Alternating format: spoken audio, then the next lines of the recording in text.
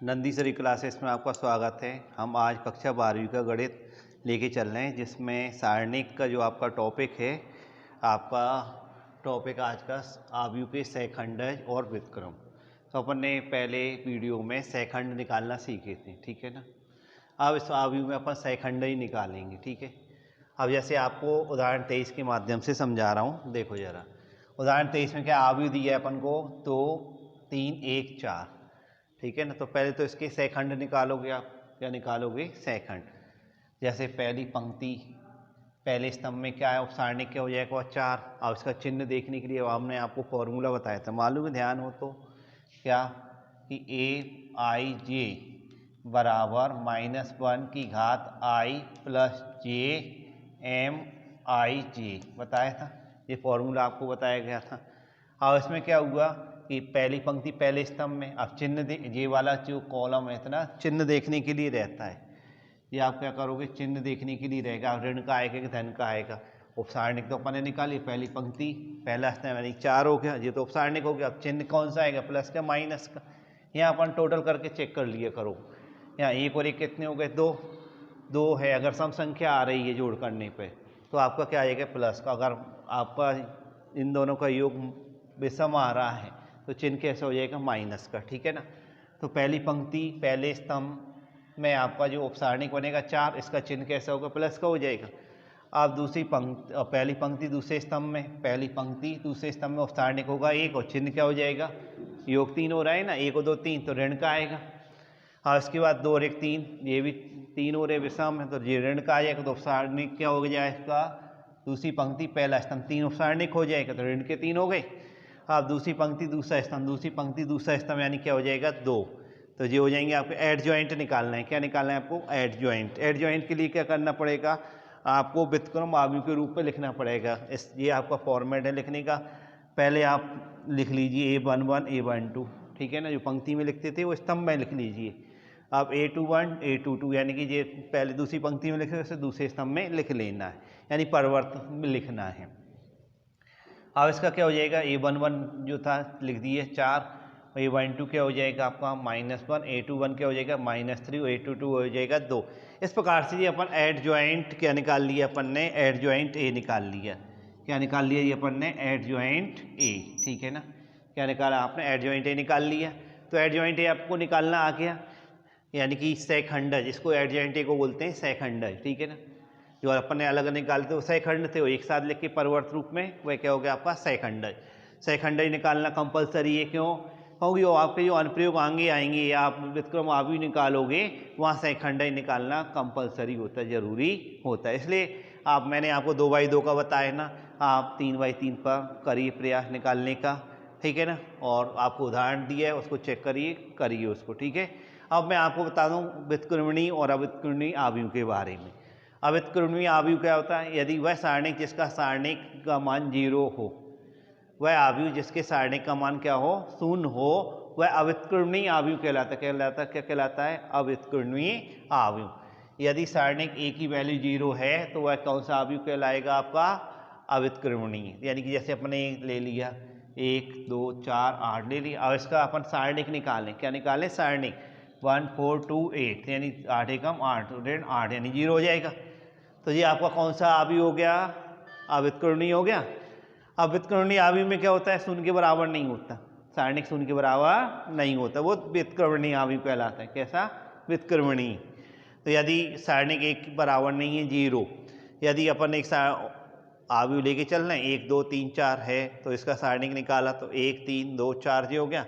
अब इसकी वो निकाली अपन ने 4 ऋण 6, यानी बराबर नहीं है 0, ऋण 2 बराबर नहीं 0, तो ये क्या कहलाएगा आपका, व्युत्क्रमणीय आव्यूह कहलाएगा, ठीक है ना। चलिए उदाहरण 24वां है, इसमें अपन को 3x3 का आव्यूह दिया हुआ है, ठीक है ना। इसमें अपन क्या निकालना है, A इंटू एडजॉइंट A बराबर सारणिक के बराबर होता है और A इनवर्स ज्ञात करना है, ठीक है ना। तो पहले अपन सारणिक A निकाल लें। क्या निकाल लें, सारणिक A। तो सारणिक A निकालने के लिए अपन इसको विस्तार कर लेते हैं। 1 के अनुदेश पंक्ति और स्तंभ को हटाते हैं तो क्या होगा, 4 चौके 16 ऋण 9, फिर धन के बाद ऋण चिन्ह ले लेंगे, ऋण 3 के सापेक्ष लेके चलेंगे तो 4 ऋण 3, और 3 के सापेक्ष लेके चलेंगे 3 इंटू 3 ऋण 4 हो जाएगा। हो गया ना। अब इसको सॉल्व करेंगे, 16 में से 9 गए 7 बचा। अब ऋण 3 जे और यहाँ बचेगा 1, तो ऋण 3 का 1 में गुणा करो, ऋण 3 हो गया। अब यहाँ आ जाएगा ऋण 1 और ऋण 1 का 3 में ऋण 3 हो गए। 7 में से 6 जाएंगे, कितने बचेंगे? 1 बचेगा, जो कि आपका शून्य के बराबर नहीं है।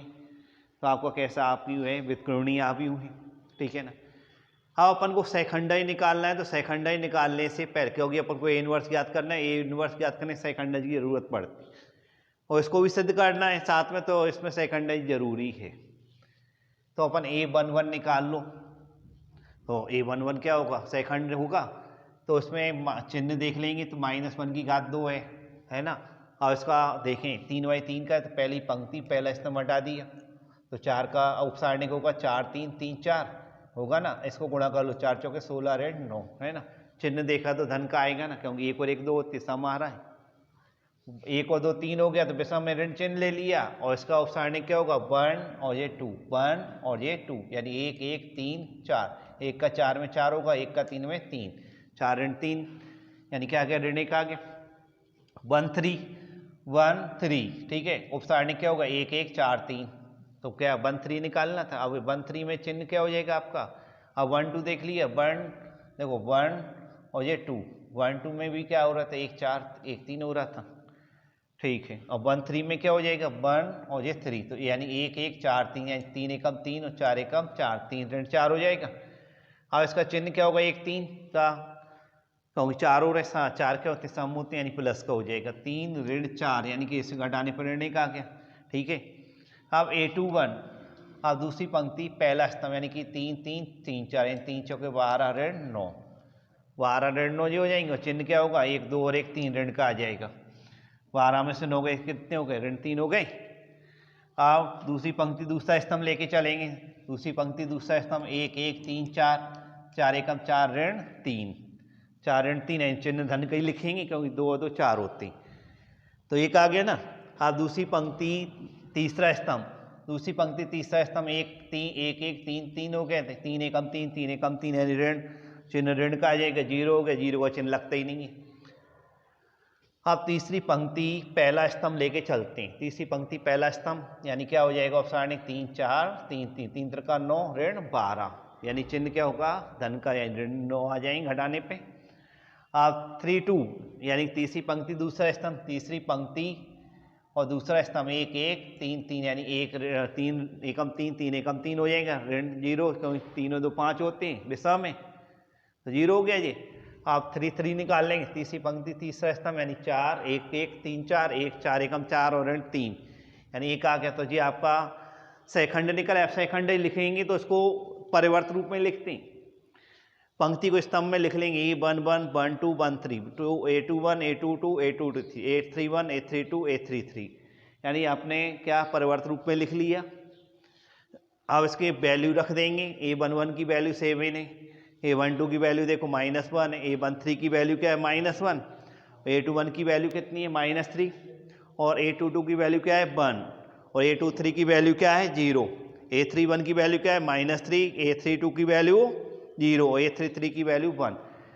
अब जी अपन ने एडजॉइंट ए निकाल लिया, सारणिक ए निकाल लिया, अपन को जांच करनी है और इन्वर्स निकालना है, ठीक है ना। अब मैं ऐसे इरेज करूंगा, अब आगे बढ़ा रहा हूँ, ठीक है।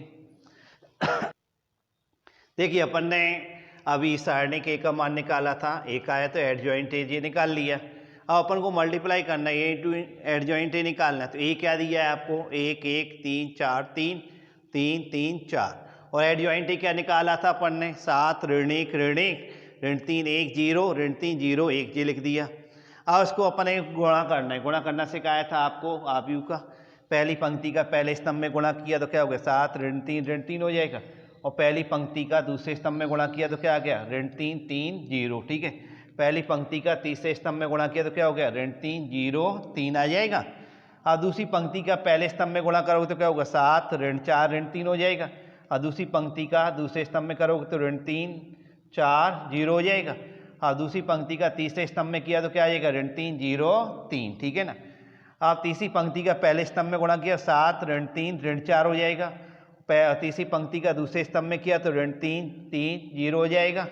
और तीसरी पंक्ति का तीसरे स्तंभ में किया तो क्या हो जाएगा, ऋण 3 0 4। इस प्रकार से गुणा कर लेते हैं। इसको हल करें तो क्या हो जाएगा, 1 0 0 जी हो जाएगा 0 1 0 0 0 1 हो गया। अब ये एक तत्समक आव्यूह है, ए का गुणा तत्समक आव्यूह करो तो एक ही आएगा। ये आपका सारणिक ए के बराबर होगा। एक बात सिद्ध हो गई का, ए इंटू एडजॉइंट ए बराबर सारणिक ए होता है। ये क्लियर हो गई बात। अब ए इनवर्स निकालना है। ए इनवर्स का फॉर्मूला होता है, क्या होता है, एडजॉइंट ए अपॉन सारणिक ए होता है। क्या होता है, ए इनवर्स बराबर होता है एडजॉइंट ए अपॉन सारणिक ए, यानी ए का सेकंडज बटे आपका सारणिक ए। ठीक है, अब इसको इस प्रकार से भी लिख सकते हो, 1 अपॉन सारणिक ए इंटू एडजॉइंट ए भी लिखा जा सकता है। तो 1 बटे सारणिक ए का मान कितना निकला था, 1। एडजॉइंट क्या निकला था, वो रख दिया। ठीक है, रख दिया ना, 7 ऋण 1 ऋण 1 ऋण 3 1 0 ऋण 3 0 1, ये आपका क्या निकला था, सेकंड ही निकला था। ठीक है ना। अब इसमें एक में एक का भाग दोगे तो एक ही आएगा, एक का गुणा करोगे तो ये आएगा। तो ये आपका ए इनवर्स निकल आए ना। ए इनवर्स आपको निकालना सिखा दिया मैंने। ठीक है ना। ए इनवर्स निकालने के लिए आपका एप्लीकेशंस करोगे ना, जैसे आपके रैखिक युग्म होते हैं उनको सॉल्व करने के लिए आपको भी व्युत्क्रम निकालने की आवश्यकता पड़ेगी, ए इनवर्स। तो आप ए इनवर्स निकालने की प्रैक्टिस करना, प्रश्नों को सॉल्व करना। अगर कोई समस्या आती है तो आप विद्यालय में आके हमसे कंसल्ट करें और पूछ सकते हैं। ओके।